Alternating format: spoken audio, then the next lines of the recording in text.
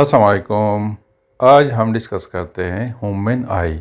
आज के लेक्चर में हम डिस्कस करेंगे structure of human I, accommodation, defect of vision या जिसको हम कहते हैं आई डिफेक्ट्स, और साथ में पावर ऑफ रिजोल्यूशन को डिस्कस करेंगे। सबसे पहले हम डिस्कस करते हैं स्ट्रक्चर ऑफ आई और ह्यूमन आई कैसे काम करती है। ये जो आपको नज़र आ रहा है इट इज़ ए ह्यूमन आई और ये उसका स्ट्रक्चर है। डिफरेंट पार्ट्स है, आउटर पार्ट्स है और इंटीरियर पार्ट्स ऑफ द आई है। ह्यूमन आई का ये जो वाइट पार्ट है, ये जो आपको नज़र आ रहा है ये वाइट पार्ट, इसको हम कहते हैं स्क्लेरा। सेकंड पार्ट है cornea. Cornea outer most part of the eyes है, जो सबसे फ्रंट पे है, और it is a transparent layer, एक ट्रांसपेरेंट लेयर है। कॉर्निया को हम बाकी आंख से अलग नहीं देख सकते क्योंकि ये एक बारीक और ट्रांसपेरेंट लेयर है, या हम कहते हैं कि एक जाली है। इसका काम ये है कि ये लाइट को रिफ्लेक्ट करता है, और दूसरा ये कि ये लाइट को बैंड करता है। तीसरा ये कि it is the protective layer of eye, इसकी वजह से आंख महफूज रहती है, और मोस्ट ऑफ द लाइट जो है वो कॉर्निया ही बैंड करता है। यहाँ पे जो कॉर्निया शो किया गया है वो ये है, ये आउटर मोस्ट लेयर, इसको हम कहते हैं cornea. Second part of the eye जो है वो एक्वस ह्यूमर है। ये जो आपको नज़र आ रहा है ये एक्वस ह्यूमर है। ये एक ट्रांसपेरेंट वाटर टाइप की लिक्विड है, और इसका काम यह है कि ये मेंटेन रखता है फ्लूइड प्रेशर इनसाइड दी आई। आई के अंदर जो फ्लूइड होता है उसका प्रेशर मेंटेन रखता है। और दूसरा ये कि it maintain the shape of I. Aqueous humour का काम ये है कि ये आई की शेप को मेंटेन रखता है। और तीसरा ये कि it provides nutrition to various part of the eye. आंख की मुख्तलिफ हिस्सों को न्यूट्रिशन यानी कि हम सादा अल्फाज में कहते हैं खुराक प्रोवाइड करता है। चूँकि ये ट्रांसपेरेंट है, इसका रिफ्रैक्टिव इंडेक्स इस एक्वस ह्यूमर का 1.336 है। थर्ड वन है आइरस। ये जो कलर्ड पार्ट है, ये जो आपको नज़र आ रहा है ये कलर पार्ट, इसको हम कहते हैं आइरस। आइरस का काम यह है कि it controls the amount of light entering the I bye adjusting the size of the pupal. इसका काम यह है कि लाइट जो आंख में एंटर होती है उसकी मकदार को कंट्रोल करता है। किस तरह कंट्रोल करता है? मेन जो लाइट एंटर होती है वो इस ब्लैक पार्ट के थ्रू एंटर होती है। अगर ज़्यादा लाइट चाहिए हो तो ये कंट्रैक्ट हो जाता है, और ये ब्लैक पार्ट जो है ये इंक्रीज़ हो जाता है, तो इसके थ्रू ज़्यादा लाइट एंटर होता है। और अगर कम लाइट चाहिए होता है तो ये फैल जाता है, और ये सेंट्रल पार्ट जिसको हम प्यूपल कहते हैं ये कम हो जाता है, जिसके थ्रू कम लाइट आंख में एंटर होती है। आप लोगों ने देखा होगा कि डिफरेंट ह्यूमन बींग्स की इस आइरिस की कलर डिफरेंट होती है। जैसे कि आपको यहाँ पे नज़र आ रहे हैं ये ब्लू कलर है, ये ब्राउन है, यानी डिफरेंट कलर्स हैं। ये जो कलर एरिया है इसको आइरिस कहते हैं, और डिफरेंट ह्यूमन बींग्स की आंखों की कलर डिफरेंट होती है। आइरिस को यहाँ पे शो किया गया है एस पार्ट से। ये जो आपको नज़र आ रहा है ये आइरिस है, और ये भी आइरिस है। थर्ड वन है प्यूपल। ये जो ब्लैक स्पॉट आपको नज़र आ रहा है इट इज़ कॉल्ड प्यूपल, और इसको यहाँ पे शो किया गया है, ये जो होल है इससे शो किया गया है। इसके थ्रू लाइट आंख में एंटर हो जाती है। पहले कॉर्निया के थ्रू, कॉर्निया से जब रिफ्रैक्ट होती है तो वो इस प्यूपल के थ्रू इस आंख में एंटर होती है, और इसको यहाँ इस ब्लैक स्पॉट से शो किया गया है। सिक्स वन है लेंस। ये जो आपको नज़र आ रहा है ये लेंस है, और ये इंटीरियर पार्ट ऑफ द आई है। यहाँ पे ये नज़र नहीं आ रहा है ये लेंस। जैसे कि शक्ल से आपको नज़र आ रहा है it is a convex lens. इसका काम यह है कि ये ऑब्जेक्ट्स को फोकस करते हैं, यानी डिफरेंट डिस्टेंस पे जो ऑब्जेक्ट्स होते हैं उसको फोकस करता है ऑन दी स्क्रीन। और किस तरह फोकस करता है? ये अपनी साइज़ को चेंज करता है, और साइज़ किस तरह चेंज करता है इसको मैं बाद में एक्सप्लेन करता हूँ। इस लेंस की साइज़ चेंज होती है, यानी इसकी थिकनेस कम ज़्यादा होती है, जिसकी वजह से इसके फोकल लेंथ या प्रिंसिपल फोकस चेंज होता है। तो वो इस तरह चेंज होता है कि इमेज स्क्रीन पे, जिसको हम रेटिना कहते हैं, उस पे ही बनता है। और इस लेंस का रिफ्रैक्टिव इंडेक्स जो है वो इक्वल है 1.386, या इसका रेंज अगर मैं बता दूँ, इट इज़ फ्रॉम 1.386 टू 1.406 इस लेंस का रिफ्रैक्टिव इंडेक्स है। इसके अलावा ये जो आपको नज़र आ रहा है ये सेलेरी मसल्स है, दोनों साइड्स पे है। ये इस साइड पे भी है और इस साइड पे भी है। इसको कहते हैं सेलेरी मसल्स। इसका काम यह है कि इसके कंट्रैक्ट और रिलैक्स होने से इस लेंस की थिकनेस कम ज़्यादा होती है, जिसकी वजह से ऑब्जेक्ट के इमेज इस रेटिना पे फोकस हो जाती हैं। जब ये मसल्स रिलैक्स होते हैं तो फिर इस लेंस की थिकनेस कम होती है, इट बिकम्स थिन। और जब ये लेंस थिन होता है तो इसका फोकल लेंथ या प्रिंसिपल फोकस ज़्यादा होता है। तो जब फोकल लेंथ इसका ज़्यादा होता है तो फिर इसकी पावर कम होती है।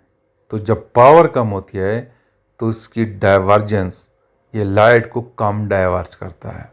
और जब ये सेलेरी मसल्स कंट्रैक्ट हो जाते हैं तो इसकी थिकनेस ज़्यादा हो जाती है। और जब थिकनेस ज़्यादा होती है तो फोकल पॉइंट कम हो जाता है। जब फोकल पॉइंट कम होता है तो पावर ऑफ द लेंस ज़्यादा हो जाता है और लाइट को ज़्यादा बेंड करता है। इसके बाद है vitreous humour. It is a gel like liquid. ये भी ट्रांसपेरेंट जेल की तरह लिक्विड है और इसका काम यह है कि it supports the lens and maintain the shape of eye ball. Eye ball और लेंस की शेप को मेंटेन रखता है। और इसका रिफ्रैक्टिव इंडेक्स जो है इट इज़ 1.337।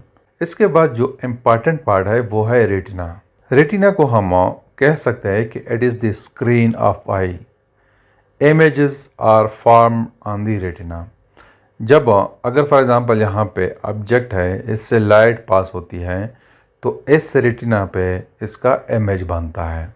तो it works like a screen और ये स्क्रीन ऑप्टिक नर्व से कनेक्टेड है। ये इमेज इस ऑप्टिक नर्व्स के थ्रू दिमाग तक पहुंचते हैं। यानी मतलब ये है कि optic nerves transmit the visual information from retina to brain. यहाँ पे जो इमेज बनता है वो ट्रांसमिट करता है दिमाग तक, तो तब जाके हम किसी ऑब्जेक्ट को देख सकते हैं। तो ये है working principle and structure of the human eyes. अब हम डिस्कस करते हैं एकोमोडेशन। एकोमोडेशन को हम यो डिफाइन करते हैं कि the variation of focal point या focal length of eye lens to form sharp image on retina is called accommodation. आप लोगों ने देखा होगा जब हम आम डेली लाइफ में कैमरे से तस्वीर खींचते हैं तो हम क्या करते हैं कि जिस ऑब्जेक्ट की तस्वीर हम खींचते हैं उसको फोकस करने के लिए कैमरे के लेंस को जूम करते हैं, जूम इन या जूम आउट करते हैं, ताकि कैमरे के अंदर जो फिल्म है उस पे उसकी तस्वीर, उसका इमेज सही तरह बन सके।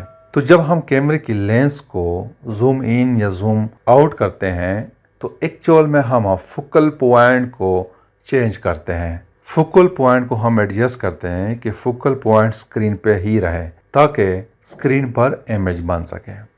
तो कैमरे की इस एडजस्टमेंट को हम एकोमोडेशन कहते हैं। तो चूंकि हमारी आंख की मिसाल भी कैमरे की तरह है, अगर ऑब्जेक्ट्स डिफरेंट डिस्टेंस पे हैं तो वो किस तरह हमारी आंख के अंदर जो स्क्रीन है जिसको हम रेटिना का है उस पर फोकस हो और इस स्क्रीन पे ही इमेज बने। अब इस वेरिएशन को हमारी आंख जो है वो ऑटोमेटिकली एडजस्ट कर लेता है। वो किस तरह एडजस्ट करते हैं? अगर फॉर एग्जांपल एक ऑब्जेक्ट है वो हमसे बहुत दूर है, यानी कि इन्फिनिटी पे है, तो फिर इस सिचुएशन में ये होता है कि ये जो सेलेरी मसल्स है ये रिलैक्स्ड होते हैं। तो जब ये रिलैक्स होते हैं तो ये कन्वेक्स लेंस 3 होता है। तो जब ये 3 होता है तो फिर इसका फोकल लेंथ ज़्यादा होता है, पावर कम होता है, तो इसकी डाइवर्जेंस कम होती है, लाइट को कम बैंड करता है। तो फिर इस सिचुएशन में इसका प्रिंसिपल फोकस जो है या फोकल पॉइंट वो रेटिना पे ही बनता है जब हमसे ऑब्जेक्ट बहुत दूर हो। तो इस सूरत में ये मसल्स रिलैक्स होते और ये लेंस 3 होता है, तो फोकल पॉइंट रेटिना पे ही बनता है। और अगर हाँ एक ऑब्जेक्ट है वो बहुत नज़दीक है तो पर इस सिचुएशन में ये जो मसल्स है ये कंट्रैक्ट हो जाते हैं और ये कन्वेक्स लेंस थिक हो जाता है और फोकल लेंथ कम हो जाता है, पावर इसकी ज़्यादा हो जाता है। तो तब भी इस सिचुएशन में बेंडिंग ज़्यादा होती है तो फोकल पॉइंट ये रेटिना ही बनता है। अगर ऐसा हो कि ऑब्जेक्ट नज़दीक है और ये लेंस 3 है तो फिर इस सिचुएशन में ये होता है कि ये फोकल पॉइंट नहीं होता है, फोकल पॉइंट यही कहीं बनता है पीछे, तो हमें ये नज़दीक ऑब्जेक्ट नज़र सही नहीं आता, ब्लर नज़र आता है। तो इस सिचुएशन में जब ऑब्जेक्ट नज़दीक हो तो ज़्यादा बेंडिंग की ज़रूरत होती है।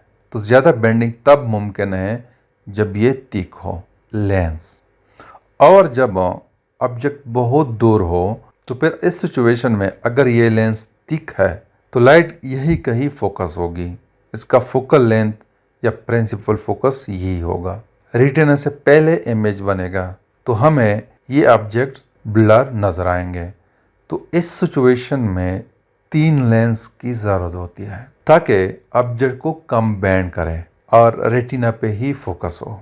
तो this variation of focal point is called accommodation. इसके बाद हम डिस्कस करते हैं डिफेक्ट ऑफ विजन, या हम कहते हैं defect in I.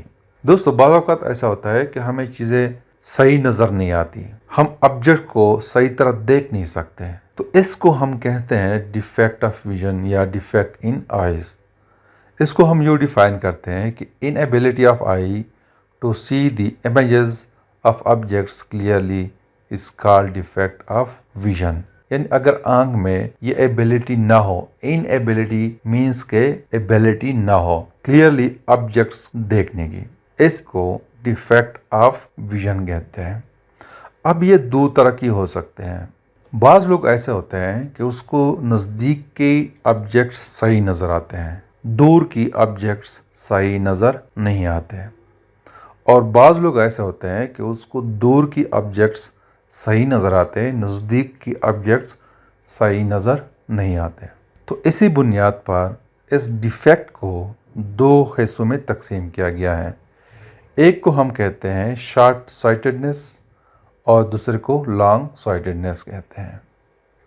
Short sightedness को हम यूँ डिफाइन करते हैं कि when a human I can focus on near by objects and distance objects is not seen clearly, then such defect is called short sightedness। यानी अगर ह्यूमन आई इस तरह हो कि उसको नज़दीक की चीज़ें सही नज़र आती हैं और दूर की चीज़ें सही नज़र नहीं आते, तो इसको हम कहते हैं शॉर्ट साइटेडनेस। जैसे कि फॉर एग्ज़ाम्पल ये आँख है, यहाँ पे दूर एक ऑब्जेक्ट पड़ा हुआ है, वहाँ से लाइट आती है, लाइट यहाँ से रिफ्लेक्ट होके इस पॉइंट पे फोकस होती है, इमेज इस पॉइंट पे बनता है।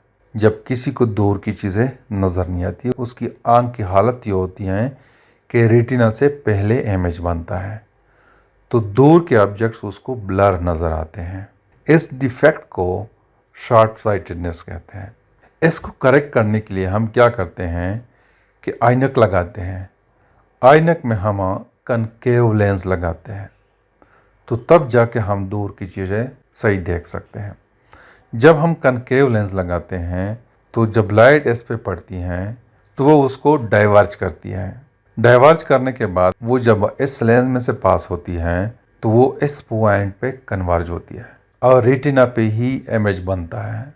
तो जब इमेज रेटिना पे बनता है तो हमें चीज़ें क्लियर नज़र आती है।